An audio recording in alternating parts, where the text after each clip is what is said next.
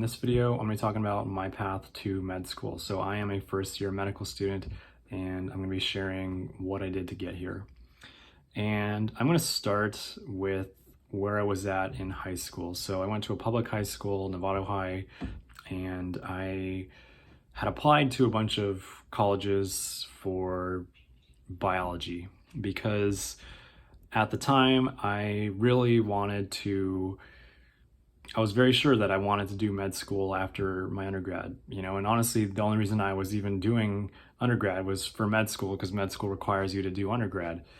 And so what happened to me when I was a senior in high school is that I got rejected from UC Berkeley. I applied as a biology major, and it made me really kind of rethink what I was doing and where my interests were. And I remember my dad telling me something that was to me, it was interesting. It was that, like, it's a good thing that you need to do undergrad prior to doing med school, because if you just go straight into med school, you have no idea if you're missing a huge part of your identity or your interests. And so for me, I knew I really wanted to go to UC Berkeley, and I was very disappointed that I didn't get in.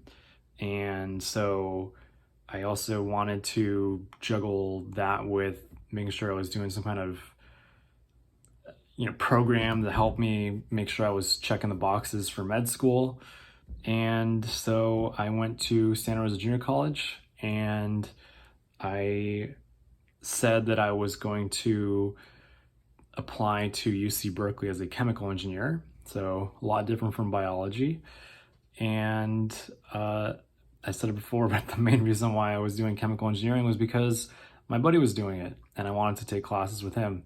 And so that's how I decided what my major would be as an undergrad, as it all kind of started from what my buddy was doing. And I really trusted and respected him, and that's why I made the choice that I did. And so I will say that as I went down that road, those 4 years to getting that chemical engineering undergrad degree, I realized that that actually was something that I really enjoyed and I really loved doing.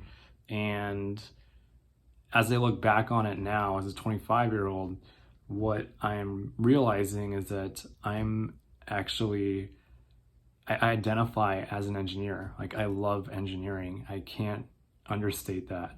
I just think it's a wonderful field that I'm proud to have been a small part of.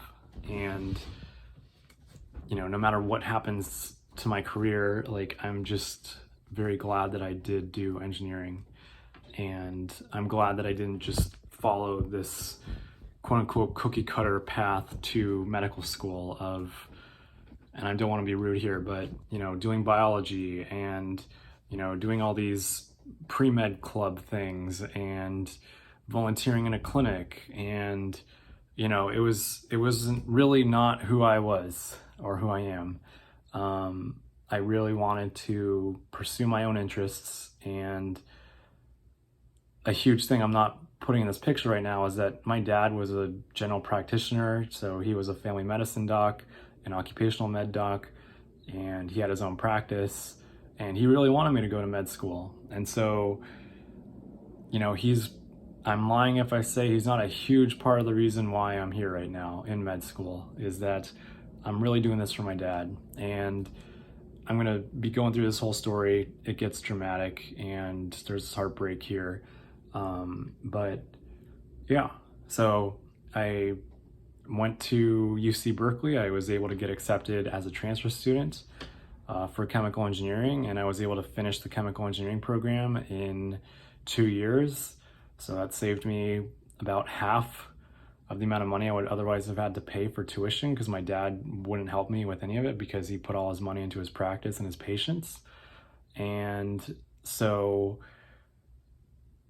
after I graduated, I worked in the private sector and I worked in IT at a pharmaceutical company. I worked as a software developer at a little company that does contract work. I also worked in some biotech companies and did more software development stuff. And I can't say I loved the work.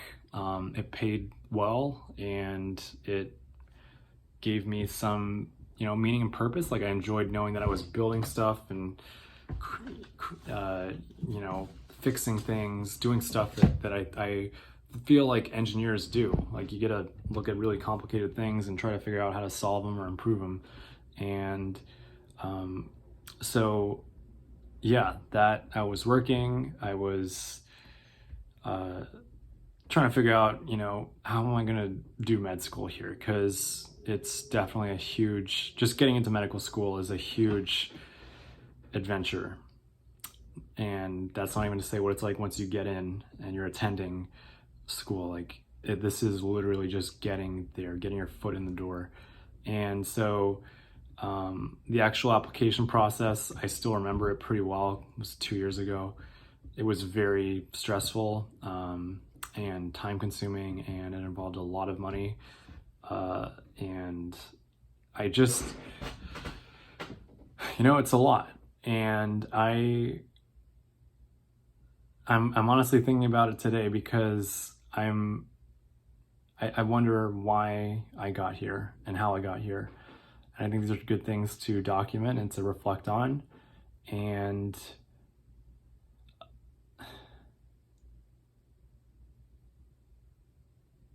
yeah, so anyway, continuing on in my story, I graduated from UC Berkeley, and then I needed to fulfill some additional requirements. So I needed a full year of biology from undergrad. I didn't have that. So I went back to my junior college and I did another year's worth of biology in one semester. That was really intense while I was studying for the Mcat. And I took the Mcat, and this is where the story gets a little bit dark, but basically,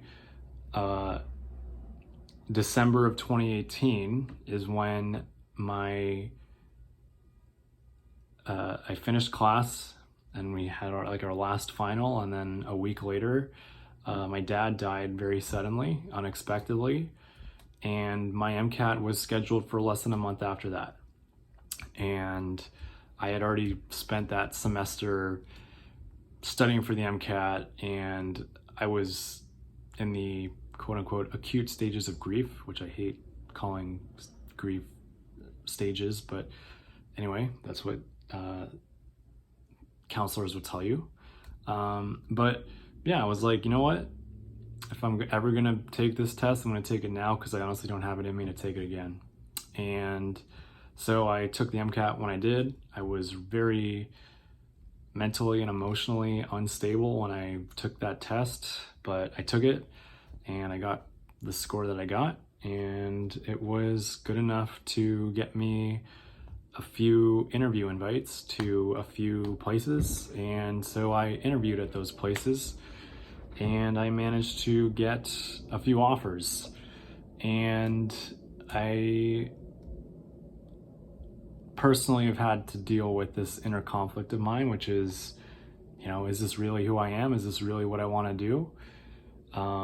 But as people have told me, I'm still relatively young, and I don't necessarily know what I'm supposed to be doing with my life.